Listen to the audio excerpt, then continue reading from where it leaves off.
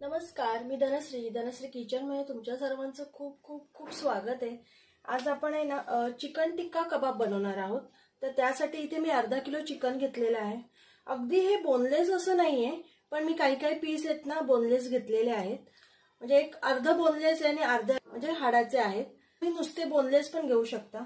इथे मी एक लिंबू घेतलाय। सर्वात प्रथम आपण लिंबू पिळून घेऊया। या काढायच्या आहेत।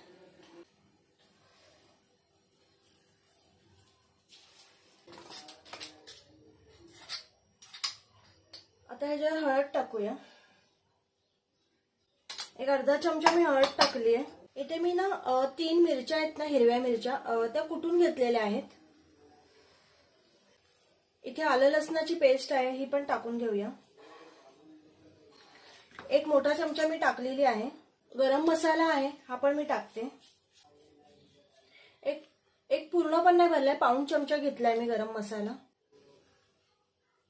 आता इथे 1 चमचा जिरा पावडर आहे, 1 चमचा धना पावडर टाकले। माझे चमचे बघू शकता खूप छोटे आहेत, त्याच्यामुळे मी मग हे थोडंसं असं एक्स्ट्रा घेते, कारण तो चमचा पूर्ण पण भरलेला नसतो ना, म्हणून। आता ह्याच्यातच आहे ना मी फूड कलर टाकणार आहे। ऑप्शनल आहे, तुम्हाला जर आवडत नसेल तर तुम्ही नाही टाकला तरी चालेल, पण ह्याच्यामुळे ना छान रंग येतो, म्हणजे जसं आपण बाहेर खातो ना अगदी तसं।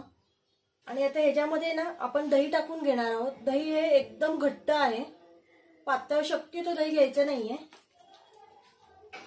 इथे अर्धा किलोला ना मी 100 ग्रॅम तरी दही टाकणार आहे। आणि इथे भाजलेली बारीक केलेली कसुरी मेथी आहे।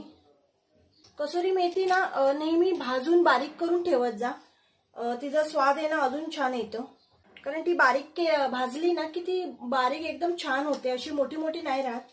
आणि आता इथे चवीनुसार मीठ टाकून घेऊया। तुम्ही तुमच्या आवडीनुसार मीठ टाका। आता हे सगळं आपण आहे ना हलवून घेऊया।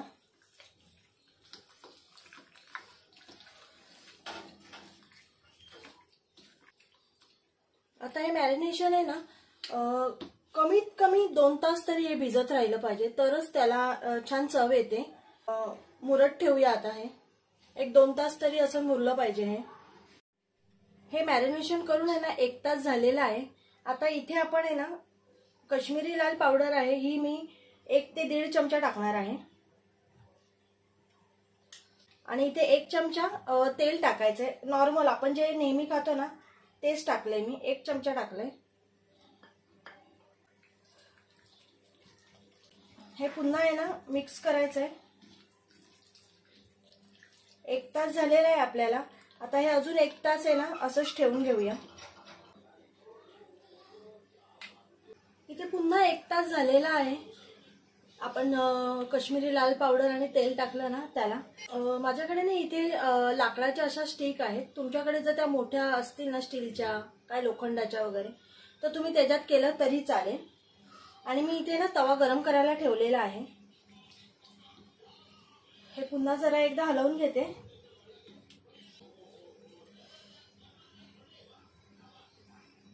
आणि हे ना इझिली जातं। आता माझ्या या स्टिक छोट्या आहेत, तर मी ह्याच्यामध्ये 3 पीस ठेवून घेते। तुमच्या स्टिक जर मोठ्या असतील ना तर तुम्ही 5 ते 6 पीस ठेवले तरी चालतील। जर बारीक बारीक असेल ना तर 4 पीस पण आरामात राहतात। थोडं लांब लांब ठेवून घ्यायचंय। हे बघा, अशा प्रकारे ना आपण हे सगळं बनवून घेऊया। आधी मी इथे 2 स्टिक मध्ये लावून घेतलेलं आहे, कारण इथे तवा मी तापायला ठेवलाय ना, तर तवा गरम झालेला आहे।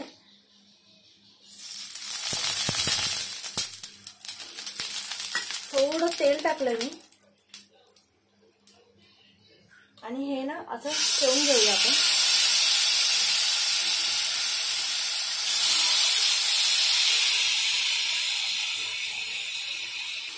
आपण ना आता ह्याची साइड चेंज करून घेऊया।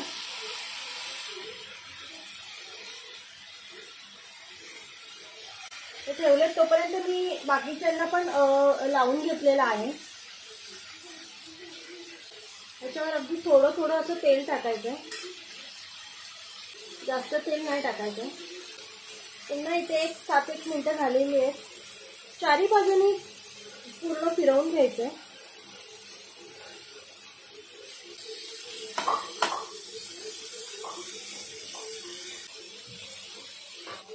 इथे आपण आहे ना 3 ते 4 वेळा हे फिरवून घेतलेलं आहे. इथे गॅसवर आहे ना मी एक जाळी ठेवलेली आहे.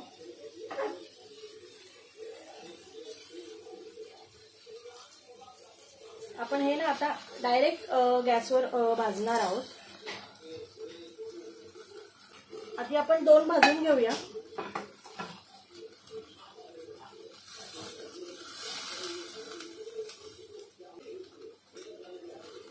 अशा प्रकारे ना हे सगळीकडनं ना असं छान भाजून घ्यायचंय. 2 छान आहे ना भाजलेले आहेत. ते साईडला करून मी मध्ये एक राहिलेला ना तो पण करून घेते. चिकन कच्चं ठेवायचं नाहीये, पूर्ण शिजलं पाहिजे. चिकन टिक्का कबाब आहे ना छान भाजून झालेले आहेत. आता मी हे गॅस बंद करून आहे ना काढून घेते. ह्या गरम गरम असताना त्याच्यात आहे ना आपण बटर लावणार आहोत.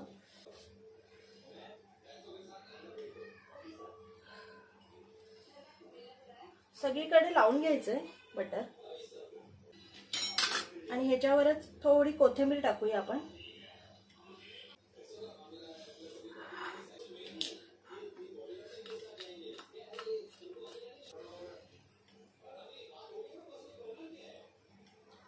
इथे आपला ना चिकन टिक्का कबाब तयार आहे. इतका सुंदर स्मेल येतोय ना. नक्की करून बघा. लहान मुलांना खूप आवडतं. माझ्या मुलाला तर खूपच आवडतं. व्हिडिओ आवडला असेल तर नक्की लाईक, शेअर आणि सबस्क्राईब करा. बाय.